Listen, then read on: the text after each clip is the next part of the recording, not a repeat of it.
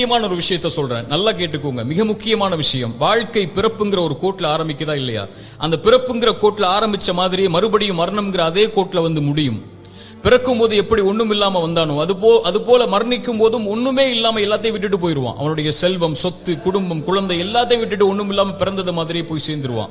அப்ப எதுக்கு இந்த வாழ்க்கை, எதுக்கு இவ்வளவு பெரிய போராட்டம்னு கேட்கக்கூடியவங்களுக்கு இறை தூதர் இந்த 3 செயல்களை நீங்க உலகத்துல வாழும் போதே விதை போடுங்கன்னு சொன்னாங்க. அது பின்னால நீங்க அறுவடை செய்வீங்க. நீங்க மரணிச்சதற்கு பிறகும் உயிரோட வாழ்வீங்க அதன் காரணமான்னு சொன்னாங்க.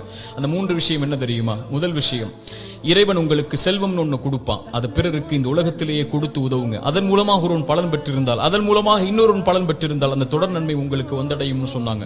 இரண்டாவது, இறைவன் உங்களுக்கு கல்வின்னு ஒண்ணு கற்றுக் கொடுப்பான். எதுவா இருந்தாலும் சரி, ஒரு எழுத்தா இருந்தாலும் சரி, அது பிறருக்கு பலன் பெற கற்றுக்கொடு. அதன் மூலமாக அவன் பலன் பெற்றிருந்தால், அதன் மூலமாக பலன் பெற்றிருந்தால் அந்த நன்மை வந்து சேரும்னாங்க. மூன்றாவது, இறைவன் உங்களுக்கு குழந்தை ஒன்று கொடுப்பான். கணவன் மனைவி நோக்கமே அதுதான். அந்த குழந்தையை நல்ல முறையில் வளர்த்தெடுத்து அந்த குழந்தை உங்களுக்காக பிரார்த்தனை செய்யும் அளவிற்கு நீங்கள் வளர்த்திருந்தால் அந்த குழந்தை செய்யக்கூடிய பிரார்த்தனைன்னு சொன்னாங்க. அப்படி நல்ல குழந்தைகளை இந்த பூமியில் இருந்து மரணிப்பதற்கு முன்னதாக வளர்த்தெடுப்பதுன்னு சொன்னாங்க.